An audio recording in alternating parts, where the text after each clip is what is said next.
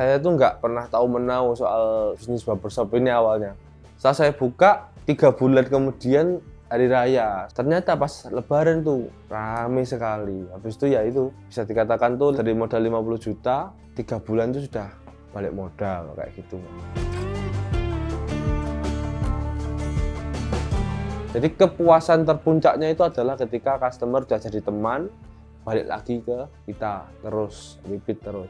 Bahkan bisa seumur hidup. Itu kepuasan maksimalnya di situ. Makanya kamu nggak perlu nyukur banyak. Aku lebih penting kamu nyukur 3 sehari, tapi stabil terus mas, setiap bulan. Daripada dia nyukur 10, nggak ada yang balik mas. Mindset saya adalah dia bisa jaga customer. Kalau dia bisa jaga customer, mau dia ikut di tempat lain, mau dia buka sendiri, mau kayak gimana pun, pasti akan jalan kayak gitu.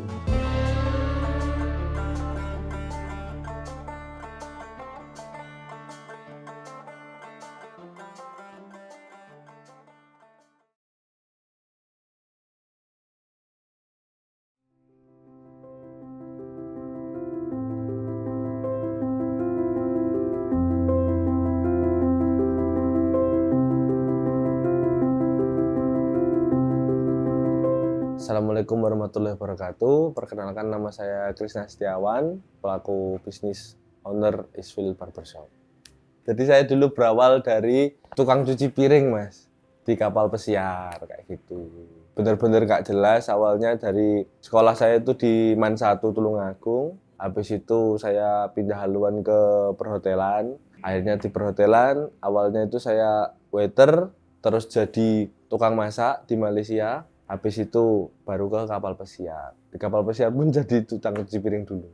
Di kapal pesiar berapa lama mas? Sekitar 4 tahun lebih dikit. Jadi awalnya cuci piring, habis itu jadi tukang masak. Enak jadi tukang masak atau tukang cuci piring? Tukang cukur mas.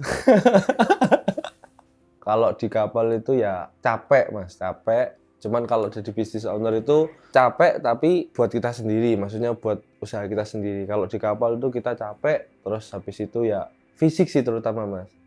Kalau bisnis owner kan fisik memang ada, cuman lebih ke permainan otak aja kayak gitu. Jadi lebih mikir aja. Kalau misalkan di kapal udah mikir, udah fisik juga kayak gitu.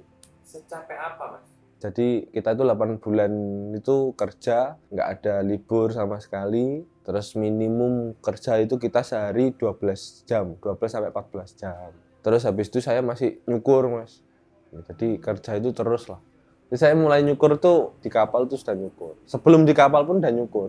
Jadi pas saya nunggu kapal pesiar kan berangkatnya itu agak lama. Itu saya kursus cukur, habis itu pas berangkat saya nyambi nyukur di kapal. Berapa juga? Kalau gajinya ya ada lah mas. Euro, kalau saya euro. Ya 1.000 sampai 2.000 lah, kisaran segitu. Cuman kan di luar tips, di luar nyukur, di luar kayak gitu-gitu mas. Makanya saya memutuskan untuk bikin bisnis barbershop ini karena menurut saya yang nolongin saya pada saat waktu itu justru nyukur ini mas. Nolong dengan cara apa? Dengan cara yaitu mas, jadi waktu-waktu yang terbuang buat saya, yang harusnya orang-orang lain tuh pulang kerja di kamar, terus nanti dia pesta apa segala macam, saya memutuskan untuk nyukur. Nggak apa-apa lebih capek, cuman minimum waktu saya itu nggak terbuang, gabut, akhirnya pesta-pesta kayak gitu sih. Secara nggak langsung ya mas ya, cuman memang dorongannya ya cari uang aja mas gitu.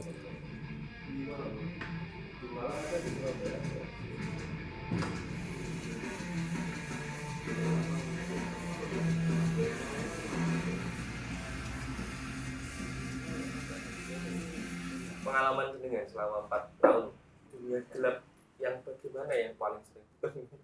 Yang paling sering ditemui itu yang pasti stres mas, karena kan jam kerja tinggi, pressure kerja tinggi, nggak ada libur itu tadi, jadi stres mas. Kebanyakan ada yang loncat dari kapal kayak gitu. Saya berangkat tuh pasti ngalamin orang tiba-tiba loncat dari kapal, entah itu kru, entah itu tamu. Saran saya buat yang pengen masuk dunia kapal pesiar, mungkin lebih dipersiapkan aja mentalnya, karena di sana itu nggak semua orang baik, terus di sana itu banyak godaannya, jadi dimantepkan aja tujuannya apa, yaitu yang dicapai kayak gitu mas. Dulu bisa nabung berapa mas? Sehingga bisa mendirikan bisnis ini? Wah, kalau nabung itu udah habis Mas pas pulang itu. Karena kan Masa? orang tua orang tua kan sakit Mas. Habis itu ya udah itu diputerin kayak gitu sampai jadi barber kayak gitu. Pertama ya kecil dulu Mas, kecil, terus peralatannya ya nggak lengkap. Habis itu ya saya nyukur-nyukur sendiri sampai akhirnya oh ternyata jalan lumayan, akhirnya nambah karyawan 1, 2, 3 sampai sekarang 7 kayak gitu. Nyukur tuh udah dimulai dari waktu di kapal pesiar. Betul. Belajar di mana waktu itu? Desain Mas, di teman saya sebenarnya teman saya, jadi saya customernya awalnya, customernya dari saya SMP namanya Mas Cekit itu, habis itu saya selalu cukur di dia, terus pada waktu saya mau ke kapal itu karena dengar dari kakak kelas di sana itu paling banyak itu side job itu adalah nyukur kayak gitu. Akhirnya saya memutuskan Mas aku ajarin nyukur dong kayak gitu. Oke diajarin, saya bawa teman sendiri, saya cukur di tempatnya kayak gitu Mas. Habis itu setelah itu baru beli alat sendiri, saya di kapal nyukur kayak gitu. Momentumnya itu ketika hari raya. Jadi saya tuh nggak pernah tahu menau soal bisnis barbershop ini awalnya. Jadi awalnya itu saya cuman bikin, terus mikir saya ya kan kebetulan pada waktu itu kan libur agak lama kalau di kapal. Ya udah bikin dulu, nanti kemungkinan tak tinggal. Nanti kan kalau saya balik lagi udah berkembang mungkin seperti itu harapan saya. Cuman ternyata setelah saya buka 3 bulan kemudian hari raya. Saya nggak tahu awalnya kayak hari raya itu pasti rame. Itu saya nggak paham terus terang. Habis itu ternyata pas lebaran tuh rame sekali. Habis itu ya itu bisa dikatakan tuh dari modal 50 juta 3 bulan itu sudah balik modal kayak gitu Mas. Balik modal itu ya nanti tak kembalikan lagi ke customer, tak bagusin lagi tempatnya, bagusin lagi kursinya kayak gitu, alatnya. Sampai sekarang terus kayak gitu.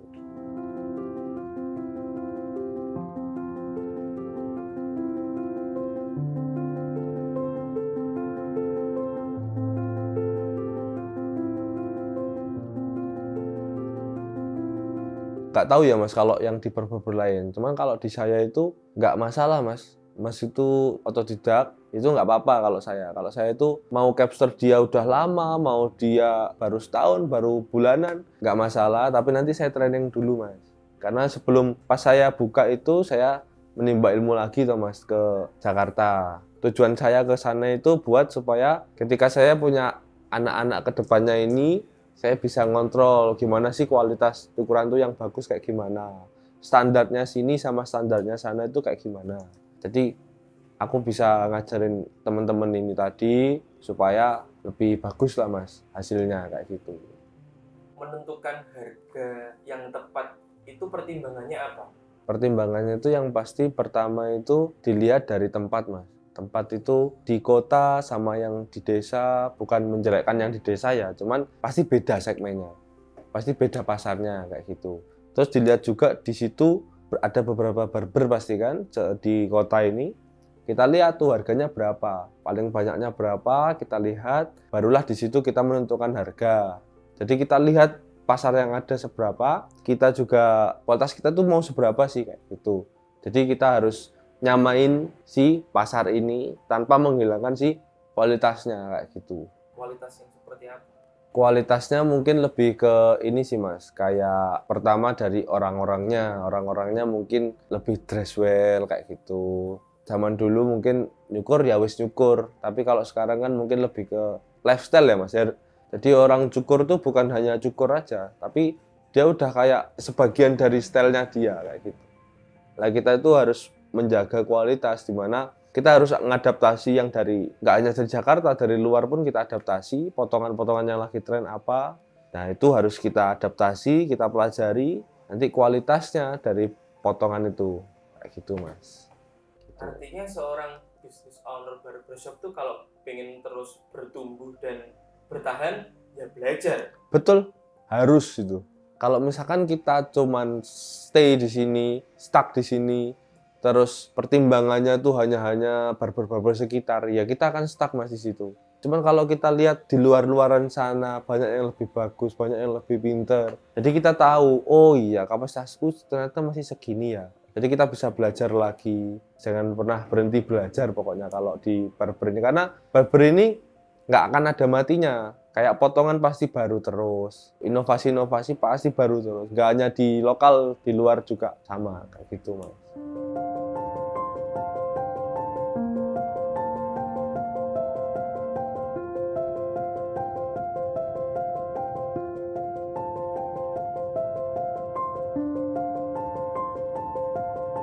Bisnis barber ini paling berat mananya? Paling berat itu sebenarnya di SDM-nya mas. Jadi beratnya itu adalah tukang cukur sama yang punya itu berbanding balik. Jadi jauh bedanya. Jadi kalau tukang cukur, dia fokusnya itu nyukur. Owner itu dia harus tahu ini gimana, anak-anaknya itu mau gimana, grow up-nya caranya kayak gimana. Nanti dia akan seperti apa, itu kita harus mikirin mas. Bisnis harus kayak gimana, jalannya harus kayak gimana. Makanya banyak yang terjadi itu si A kerja di B kayak gitu, terus nanti dia udah pinter, dia buka sendiri. Belum tentu dia berhasil, karena banyak faktor-faktornya yang nggak sama ketika dia nyukur ikut orang sama dia buka sendiri kayak gitu mas.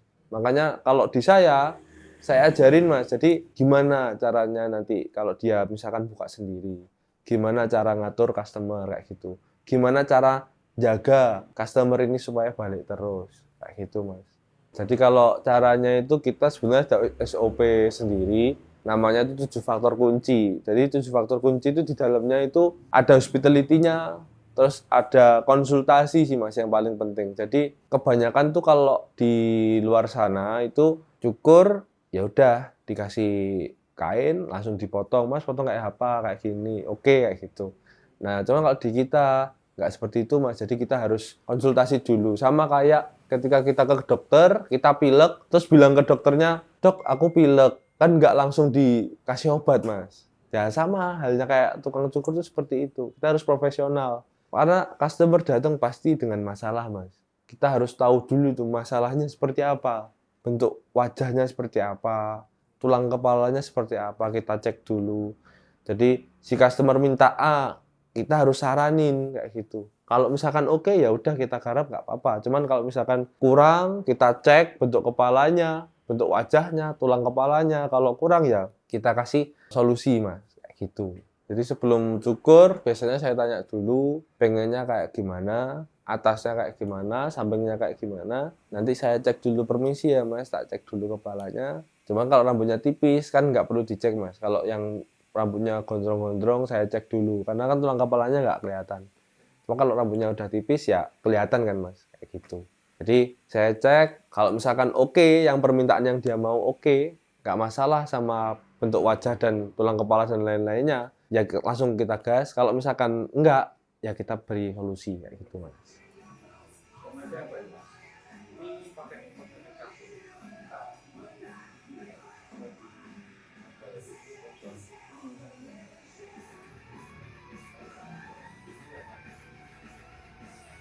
Yang paling terpenting ya saya, karena saya juga punya kelas juga di barber ini. Saya punya kelas, sekarang alhamdulillah udah 20 orang lulusannya. Cuman yang 20 ini yang lulus sekitar 18-an mas ya. Dari saya punya kelas, terus saya juga pelaku cukur juga, jadi lebih ke ilmunya aja.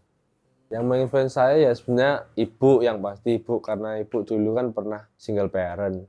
Dulu ya saya pas kecil itu, saya ingat saya ya itu, ibu pagi udah nggak ada, jadi pulang-pulang malam, pulang-pulang saya harus mijetin. Jadi ya saya tahunya itu ibu kerja keras kayak gitu. Jadi dari kecil itu sudah terdidik seperti itu. Terus kakek nenek juga kayak gitu. Kakek nenek dari saya kecil, dari bayi itu kan ikut kakek nenek. Itu seperti itu, juga pelaku bisnis dulu talang karet. Jadi setiap hari kirim. Itu juga yang menginfluence saya. Dulu kakek punya pabrik sendiri, tapi dia ikut terjun mas kayak gitu. Itu yang menginfluence saya. Jadi sampai sekarang pun saya juga masih terjun kayak gitu. Kalau misalkan saya nggak terjun, pertama customer saya kan banyak yang nggak mau kalau nggak saya. Pertama itu realistisnya. Kalau yang kedua itu supaya saya tahu. Jadi ketika saya ngelihat anak-anak kok ada malesnya, ada segala macamnya, itu supaya saya tahu mas. Kalau misalkan saya nggak terjun, saya nggak tahu capeknya kayak apa kan gitu. Contoh misalkan dia habis nyukur, bersihinnya nanti kayak gitu. Itu kalau misalkan saya nggak nyukur juga pasti akan, wah kamu kok nggak gini kayak gitu. Tapi karena saya melakukan, jadi saya wajarkan. Jadi oke, dibersihinnya nanti nggak masalah. Yang penting kamu selesai kerja ya harus dibereskan. Kalau misalkan ada customer lagi ya nggak masalah. Cuman kalau misalkan setelah dia nyukur kok nggak ada nyukur lagi, ya langsung dibereskan kayak gitu. Kalau saya itu nggak pernah marahin tapi nyontoin. Jadi capek mas kalau misalkan marah itu capek, buang energi. Jadi ya udah saya contohin, dia mau ikut ya monggo, nggak mau ya udah mas. Karena menurut saya itu tukang cukur sama yang punya itu keluarga mas, saling membutuhkan kayak gitu. Nggak bisa kita kayak, oh aku bos kamu karyawan, nggak bisa mas.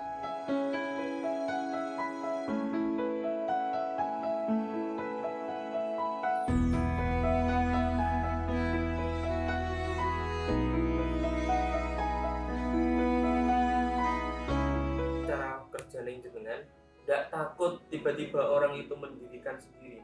Enggak mas, malah yang dulu anak-anak saya dulu itu malah udah buka semua sekarang, dan saya malah bangga mas, sudah kurang lebih 3-4 orangan udah buka sendiri semua. Terus belum dari yang kursus malah lebih banyak mas, dari 18 orang mungkin 13-nya itu udah buka sendiri semua. Jadi kalau saya itu malah support mas, kalau dia mau berkembang saya support. Menurut saya kita itu nggak bisa kayak kamu harus ikut aku sampai mati, ya nggak bisa mas kalau di cukuran. Karena ya itu tadi realistis, hidup di Tulungagung di kabupaten kecil, jadi kita harus realistis. Dia pasti juga punya keluarga nantinya, dia juga pasti akan nikah segala macam. Jadi kita harus realistis. Makanya malah saya dukung mas. Toh kalau misalkan dia buka barber sendiri segala macam, belum tentu kok customer saya itu ikut dia, kan enggak. Karena saya juga punya sendiri treatmentnya supaya customer saya itu ya tetap ke saya. Jadi punya cara sendiri lah supaya misalkan anak saya buka sendiri, customernya dia itu baliknya pasti ke saya. Dengan contoh simple aja mas, hospitality. Jadi ketika misal anak-anak nyukur, saya nggak nyukur, atau siapapun dari anak-anak saya, nanti ketika ada customer di sini ya kita jagongi mas kayak gitu. Kita ajak ngobrol. Jadi sistemnya kalau di sini itu customer itu adalah teman, kayak gitu. Dijadikan teman aja. Soalnya ya menurut saya itu memang tujuan saya awal ke sini itu maksudnya buka di Tulungagung ya mas. Tujuannya itu kalau saya lihat kalau mau tujuannya uang itu sulit mas. Kalau di logika sederhana aja itu sulit di dunia barber ini. Tapi tujuan saya itu lebih kayak ngedukasi aja mas, ngedukasi customer pertama, kedua capster. Jadi lebih banyak anak-anakku yang buka sendiri, lebih maju mas Tulungagung. Karena menurut saya itu nanti akan dompleng mas. Jadi misalkan banyak dari murid saya atau anak-anak saya yang bikin sendiri, otomatis nanti kualitasnya tadi saya bawa dari Jakarta ke sini. Nah dari sini dibawa anak-anak ke wilayah-wilayahnya mereka masing-masing. Otomatis nanti kualitasnya akan sama mas. Terus dibantu juga, saya dulu pernah ngadain event juga mas, Tulungagung Barber Fest. Itu supaya Tulungagung naik kayak gitu mas. Nanti kalau misalkan naik mas, kualitasnya sama semua, gampang mas cara ngatur harganya kayak gitu. Kepuasan seorang capster itu letaknya di mana? Jadi kepuasan terpuncaknya itu adalah ketika customer udah jadi teman, balik lagi ke kita terus, repeat terus, bahkan bisa seumur hidup. Itu kepuasan maksimalnya di situ mas. Makanya anak-anak saya didik supaya kamu nggak perlu nyukur banyak. Aku lebih penting kamu nyukur 3 sehari, tapi stabil terus mas setiap bulan, daripada dia nyukur 10 nggak ada yang balik mas. Mindset saya adalah dia bisa jaga customer. Kalau dia bisa jaga customer, mau dia ikut di tempat lain, mau dia buka sendiri, mau kayak gimana pun pasti akan jalan mas kayak gitu.